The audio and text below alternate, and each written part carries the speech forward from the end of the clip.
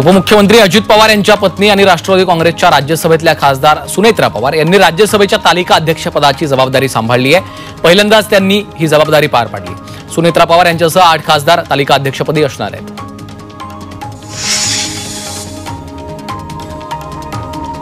शिवसेनेकडनं वर्षा गायकवाड यांना पक्षात येण्याची ऑफर देण्यात आली आहे। खासदार नरेश म्हस्केंनी वर्षा गायकवाड यांना खुली ऑफर दिली आहे। काँग्रेस पक्ष सदैव महिलांचा अपमान करतोय, बोलण्याची संधी देत नाही, त्यामुळे तुम्ही एनडीए मध्ये या, असं नरेश म्हस्केंनी म्हटलंय। राज्यातील इतर विषयांना बगल देण्यासाठी ठाकरेंचे खासदार फुटणार असल्याच्या पुड्या सोडल्या जात आहेत, असा आरोप करत खासदार अरविंद सावंतांनी ऑपरेशन टायगरचा दावा फेटाळलाय। ठाकरेंना सोडून कोणताही खासदार कुठेही जाणार नसल्याचं एकमतानं सांगण्यात आलं। महाराष्ट्राच्या निवडणुकीत गैरप्रकार झाल्याचा आरोप खासदार राहुल गांधींनी केलाय। लोकसभा निवडणुकीनंतर मतदार कसे वाढले असा सवाल त्यांनी उपस्थित केलाय। तर फोटोसह मतदार याद्या द्या अशी मागणी त्यांनी निवडणूक आयोगाकडे केली आहे।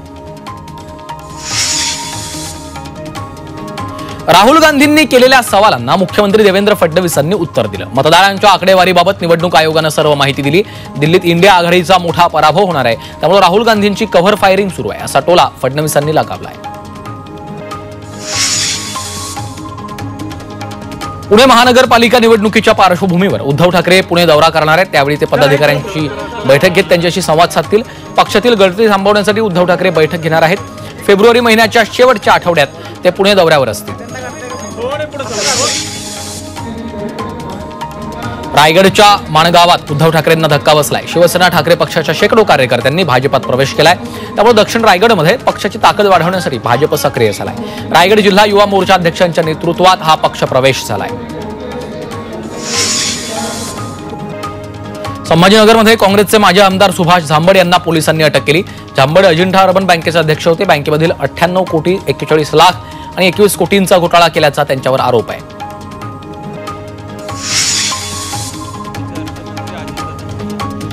राहुल सोलापूरकरांनी माफी मागितलीच पाहिजे अशी प्रतिक्रिया आमदार रोहित पाटलांनी दिली।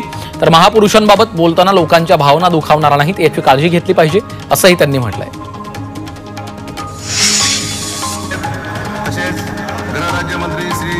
उद्योजकांना त्रास देणाऱ्यांविरोधात मकोका अंतर्गत कारवाई करण्याचे आदेश मुख्यमंत्र्यांनी पोलिसांना दिलेत। कोणत्याही पक्षाचे कार्यकर्ते किंवा नेते असोत, उद्योजकांकडनं खंडणी मागितली तर थेट मकोका लावा असं मुख्यमंत्र्यांनी म्हटलंय।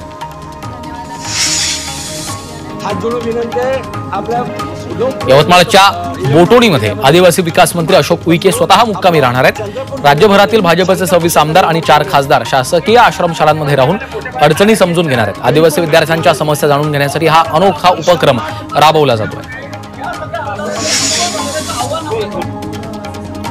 मुंबईतील यशवंतराव चव्हाण प्रतिष्ठान इथं स्त्री आधार केंद्राच्या वतीनं कृती सत्राचं आयोजन केलं होतं। या कृती कार्यक्रमामध्ये महिला धोरण, आरोग्य, शिक्षण, रोजगार, हिंसाचार विरोधी उपाययोजना आणि लिंग समभाव याबाबत चर्चा करण्यात आली आहे। राहुल गांधींनी केलेल्या आरोपांवर मंत्री नितेश राणेंनी प्रत्युत्तर दिलं। विरोधकांचे जे खासदार विजयी झाले त्यांनी आधी राजीनामे द्यावेत अशी मागणी त्यांनी केली। तर विरोधकांना ईव्हीएमवरून रडण्याची सवय झाली आहे अशी टीका देखील राणे यांनी केली आहे। भंडारा जिल्हा परिषद सभापती पदासाठी निवडणूक घेण्यात आली आहे। या निवडणुकीमध्ये महायुती विरुद्ध मविया अशी चुरस होती, मात्र राष्ट्रवादीनं काँग्रेससोबत छुपी युती केल्यामुळे 3 राष्ट्रवादी आणि 1 काँग्रेसचा सभापती झालाय।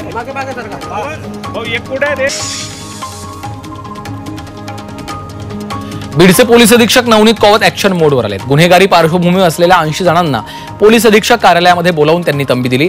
यापुढे अशा प्रकारच्या गुन्ह्यात आढळल्यास मकोका अंतर्गत कारवाई करणार असा इशारा दिला आहे।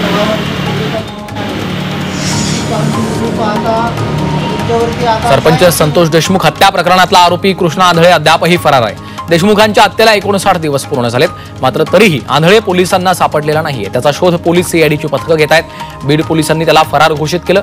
आंधळेची माहिती देणाऱ्याला बक्षीस देण्यात येणार आहे।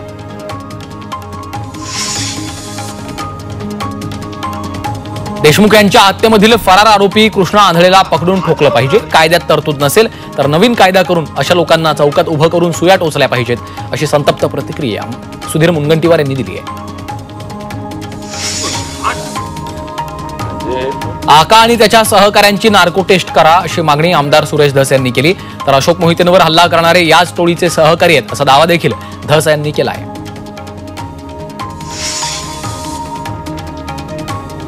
कृषी विभागामधील घोटाळ्याबाबत दमानिया यांनी आणखी एक पोस्ट केली आहे. 2453 रुपयांचा पंप 3425 रुपयांना घेतल्याचा दावा त्यांनी केला. कंपनीसोबतच्या कराराचं पत्र दमानिया यांनी ट्विट केलेलं आहे. चंद्रपूर जिल्हा मध्यवर्ती सहकारी बँक पदभरती घोटाळ्याची चौकशी होणार आहे. मुख्यमंत्री देवेंद्र फडणवीसांनी याबाबतचे आदेश जारी केलेत. आश्वासनानंतर आरक्षण बचाव कृती समितीनं उपोषण स्थगित केलंय. नाशिक विभागीय महसूल क्रीडा स्पर्धांना धुळ्यात मोठ्या उत्साहात सुरुवात झाली. पालकमंत्री जयकुमार रावल यांच्या हस्ते ध्वजारोहण तसंच क्रीडा ज्योत प्रज्वलित करून क्रीडा स्पर्धांना सुरुवात केली आहे. या स्पर्धेत 650 खेळाडूंनी सहभाग घेतला.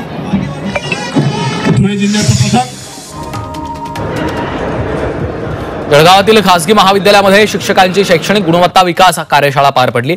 जिल्हाधिकाऱ्यांनी शिक्षकांसोबत संवाद साधून विद्यार्थ्यांची गुणवत्ता वाढवण्यासाठी मार्गदर्शन केलं. या कार्यशाळेला 500 शिक्षकांनी हजेरी लावली होती.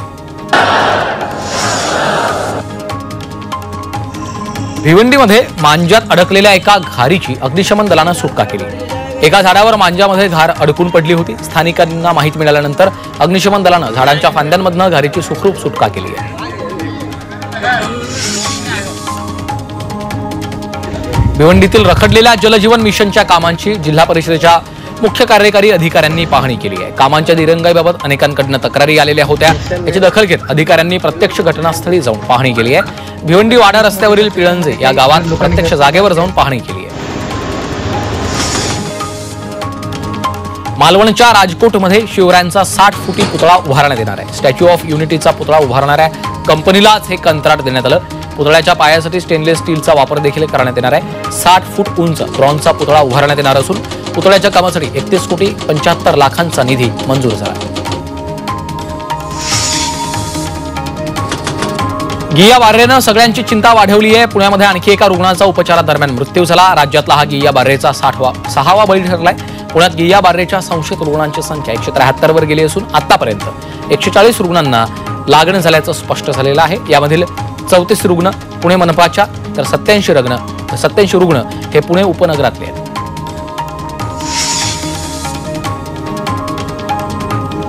साथरोगाबाबत जबाबदारी निश्चितीसाठी कायदा करणार असल्याची माहिती आरोग्यमंत्री प्रकाश आंबेडकर यांनी दिली आहे. मार्चमध्ये होणाऱ्या अधिवेशनात याबाबत कायदा केला जाईल असं त्यांनी सांगितलंय. रायगडमध्ये शिवप्रतिष्ठान हिंदुस्थानच्या वतीने 7 ते 11 फेब्रुवारी दरम्यान भारततीर्थ यात्रेचं आयोजन केलं. तानाजी मालुसरे यांच्या उमरठ या गावातून पदयात्रेला सुरुवात झाली. 11 तारखेला किल्ले रायगडावर या यात्रेचा समारोप होईल. संभाजी भिडे यावेळी उपस्थितांना मार्गदर्शनही करणार आहेत.